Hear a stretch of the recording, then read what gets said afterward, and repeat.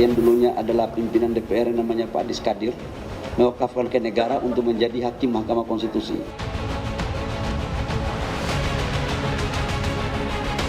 Itu sudah menunjukkan keberpihakan dan kepentingan dalam pemilihan hakim. Masa DPR terbuka seperti itu ya, berkolusi.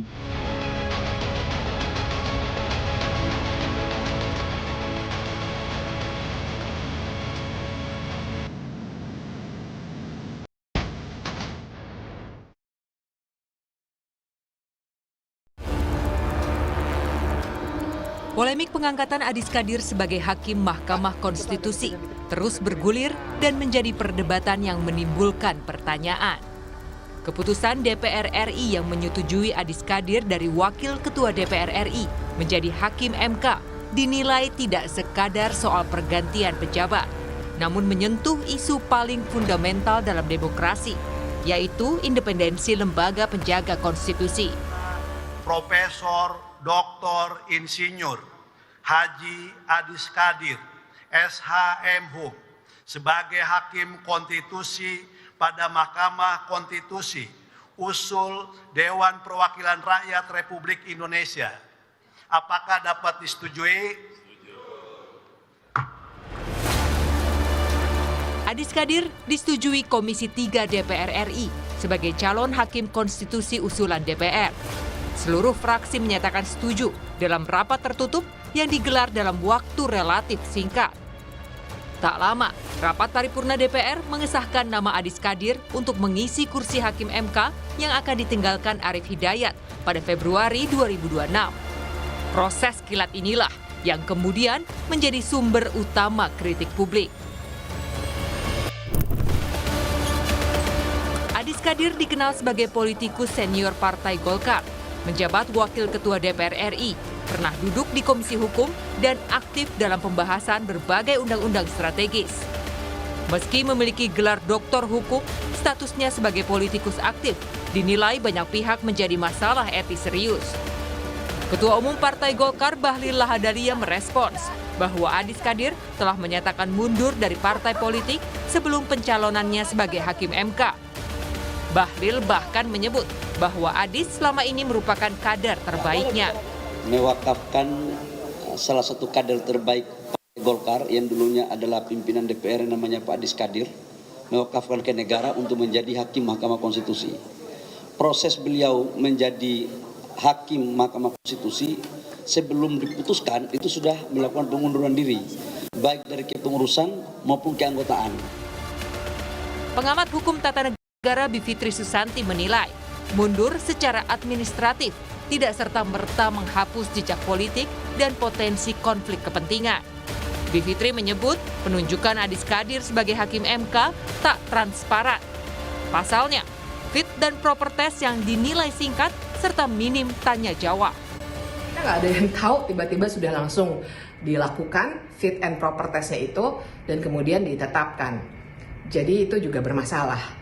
Ada masalah besar karena walaupun kita belum punya aturan main dan sekarang kita punya mantan politikus yang ada juga di Mahkamah Konstitusi saat ini, tapi dalam kasusnya Adis Kadir lebih nyata ya, karena baru sekali dan juga keterkaitan dengan Partai Golkar dan apalagi dia sebagai salah satu pimpinan DPR itu juga sangat terkait erat dan masih berlangsung sebenarnya. Awalnya, DPR sudah menetapkan Kepala Badan Keahlian DPR Innocentius Samsul sebagai calon Hakim MK sejak Agustus 2025. Namun tiba-tiba dibatalkan dan diganti dengan Adis Kadir tanpa penjelasan jelas. Proses ini dikecam karena tidak transparan, tidak ada pengumuman publik, dan tidak melalui pendaftaran umum. Namun, Habibur Rahman, Ketua Komisi 3 DPR RI bilang bahwa pembatalan Innocentius terjadi karena yang bersangkutan memiliki penugasan lain. Nah, terkait Pak Innocentius, kami mendapatkan informasi yang bersangkutan akan mendapatkan penugasan lain. Sehingga Komisi 3 DPR RI perlu melakukan fit and proper lagi untuk mencari calon pengganti Pak Arief Hidayat yang akan pensiun tanggal 5 Februari yang akan datang. Dan kemarin teman-teman sudah saksikan sendiri Pak Pak Adis Kadir dipilih dan disetujui secara aklamasi oleh teman-teman dan tadi di paripurna untuk menjadi hakim konstitusi dari wakil DPR. Kekhawatiran publik bukan sekadar soal sosok Adis Kadir, namun dampak jangka panjang terhadap putusan Mahkamah Konstitusi.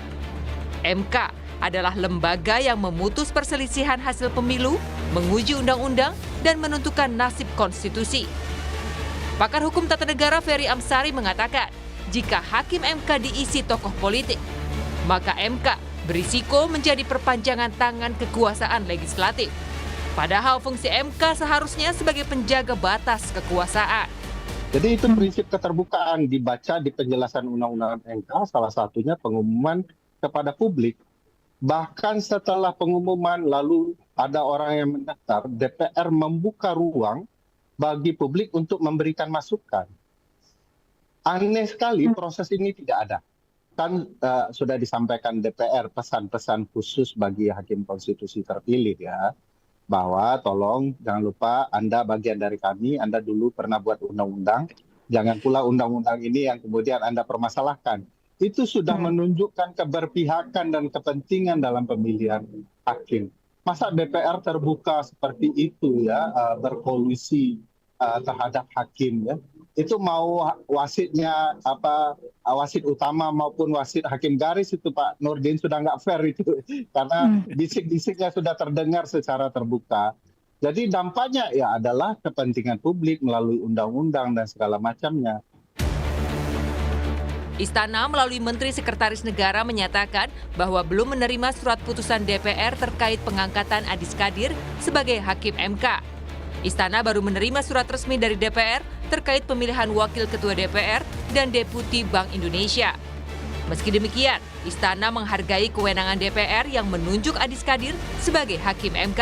Pak Adis Kadir kapan ada peluang banding nggak Mas?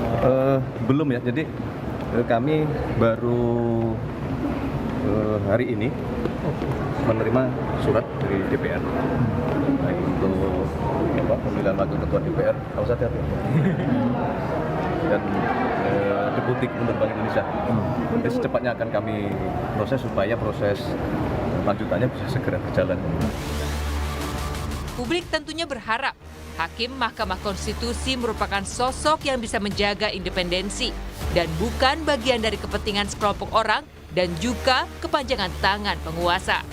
Karena sejatinya MK merupakan garda terakhir penjaga keadilan di bumi pertiwi. Tim Liputan, Kompas TV.